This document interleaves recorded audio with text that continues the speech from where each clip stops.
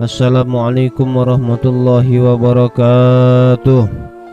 Alhamdulillah, salatu wassalamu ala rasulillah wa ala alihi wa sahbihi wa mawalah. Allahumma salli wa sallim ala sayyidina Muhammadin wa ala alihi wa sahbihi ajma'in, amma ba'd. Hamba Allah yang dirahmati oleh Allah subhanahu wa ta'ala, mudah-mudahan Allah subhanahu wa ta'ala terus memberikan rahmatnya, terus menghujani rahmatnya, menghujani kasih sayangnya kepada kita semua sebagai hambanya dan umat Nabi Muhammad sallallahu alaihi wasallam. Dan mudah-mudahan Allah subhanahu wa ta'ala terus menjaga iman anak, istri kita dan keluarga kita serta para sahabat-sahabat kita, para kaum muslimin wal muslimat wal mu'minin wal mu'minat, amin Allahumma amin. Hamba Allah yang dirahmati oleh Allah subhanahu wa ta'ala, syarat menjadi wali Allah. Seseorang murid Al-Badawi yang bernama Abdul Ali, dia pernah bertanya, syarat apa yang harus dilakukan oleh seseorang yang ingin menjadi wali Allah? Apa itu wali Allah? Wali Allah adalah wakilnya Allah, sebagaimana yang dikatakan di dalam hadis, man adali waliyan faqad adantuhu bil harb. Barang siapa yang memusuhi kekasihku, wali, hakada wali, kekasih Allah subhanahu wa ta'ala. Seorang wali adalah kekasih Allah subhanahu wa ta'ala.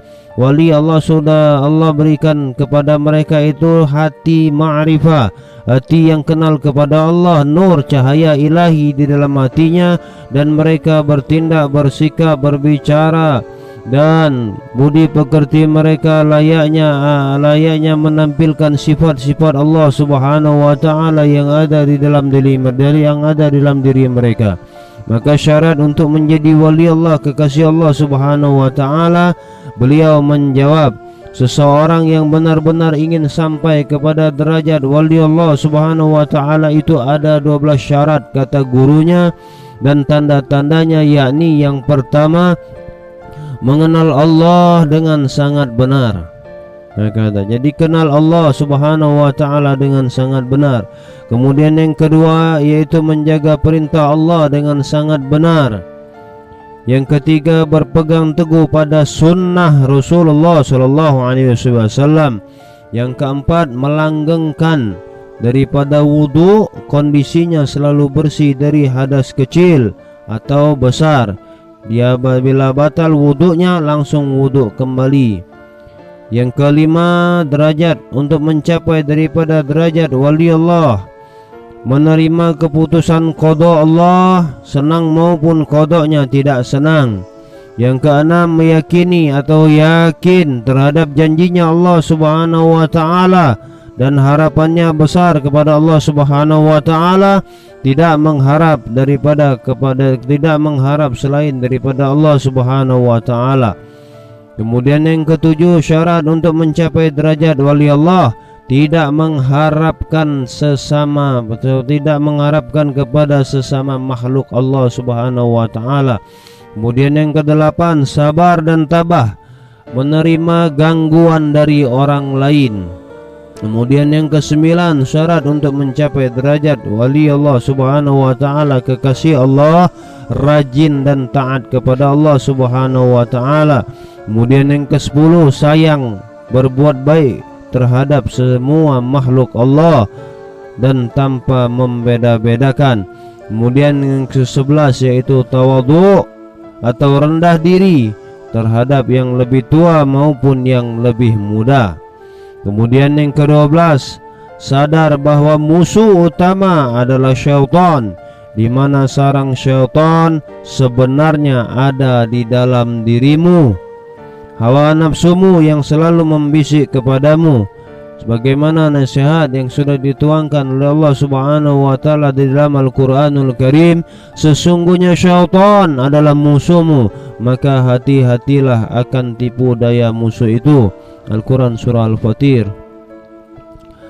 Kemudian Ahmad Al-Badawi melanjutkan nasihatnya terhadap muridnya yang bertanya tentang syarat-syarat menjadi wali Allah subhanahu wa ta'ala tadi.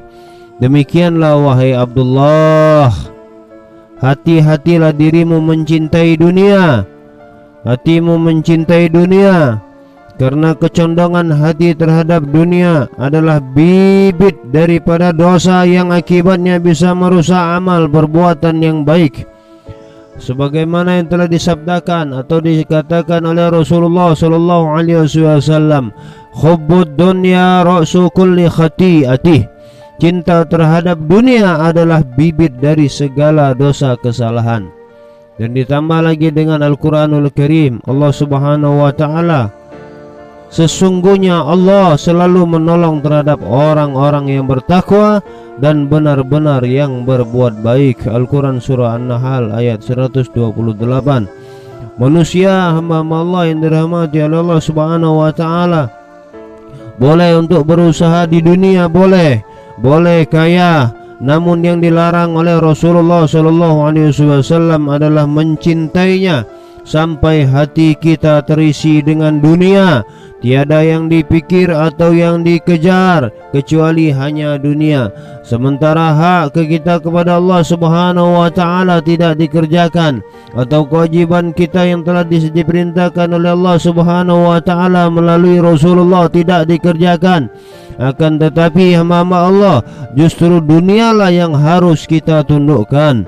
Bukan dunia kekayaan itu yang mengatur dan mengendalikan dirimu, melainkan diri kitalah yang harus mampu mengatur dan mengendalikan dunia ini. Hamba Allah yang dirahmati oleh Allah, sebagaimana Nabi Allah Sulaiman yang berhasil menundukkan kekayaan, serta beberapa sahabat Nabi sallallahu alaihi wasallam yang kaya, akan tetapi mereka pun berhasil menundukkan kekayaan mereka, dan mereka tidak menganggap kekayaan dunia mereka ini adalah kekayaan yang abadi, yang hakikatnya dunia ini pasti akan hancur dan binasa. Kemudian wahai Abdul Ali berkata, seorang guru tadi, lanjut Syekh Ahmad Al-Badawi, kasihanilah anak yatim, kata beliau. Berilah pakaian kepada orang-orang yang tidak memiliki pakaian, menanggung hidup orang yang tidak mampu. Berilah makan orang yang lapar, fakir miskin. Hormatilah tamu dan orang yang dalam perantauan. Semoga dengan amalia seperti ini amalmu diterima oleh Allah Subhanahu wa ta'ala. Kemudian perbanyaklah zikir dalam keadaan ramai atau dalam keadaan sendiri, dan janganlah sampai tergolong orang-orang yang lupa kepada Allah Subhanahu wa ta'ala. Ketahuilah Ali, 1 rakaat di malam hari lebih utama 1000 rakaat yang dikerjakan di siang hari. Serta jangan terbiasa mengejek penderitaan atau cobaan yang menimpa orang lain. Wahai Ali, janganlah terbiasa dengan ghibah dan namimah, mengadu domba dan mengundat-undat pemberian, atau membicarakan kejelekan orang lain, keburukan orang lain. Wahai Ali, jangan suka membalas dendam, jangan suka mengganggu orang yang sering mengganggumu.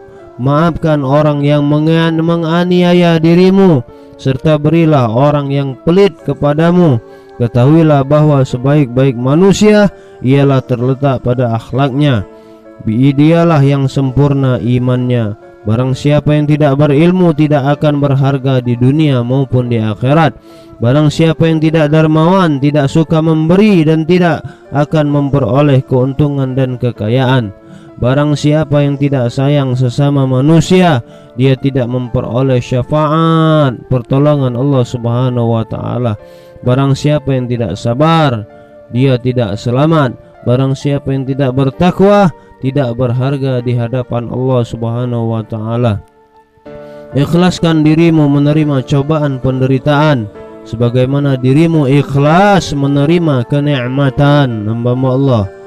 Wahai Ali, kata Syekh Ahmad Al-Badawi mengatakan kepada muridnya, barang siapa yang memiliki watak, sifat dan kebiasaan seperti itu, maka dia berhak memperoleh tempatnya di surga. Sebaliknya, barang siapa yang tidak memiliki sifat dan kebiasaan seperti itu, dia pun tidak memperoleh jatah tempat di surga. Maka berzikirlah kepada Allah Subhanahu wa ta'ala dengan hati yang khusyuk. Jangan sampai lalai tidak khusyuk. yang bisa menyebabkan hatimu mati. Serahkanlah dirimu kepada Allah Subhanahu wa taala. Relakan hatimu menerima ujian sebagaimana hatimu rela menerima nikmat, serta menangkanlah hatimu untuk berperang daripada dengan hawa nafsumu.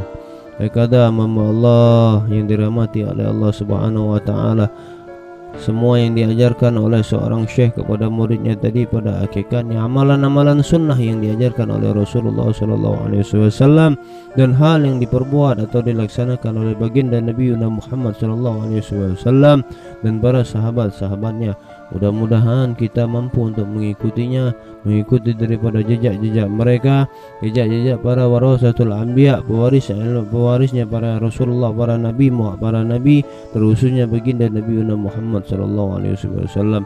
Hamba Allah yang dirahmati oleh Allah, lebih dan kurang saya mohon maaf. Al-fakir du'a ilallah wal afu minkum. Allahumma salli wa sallim ala sayyidina Muhammadin wa ala alihi wa sahbihi wa barik wa sallam. Alhamdulillahi rabbil alamin. Wassalamu alaikum warahmatullahi wabarakatuh.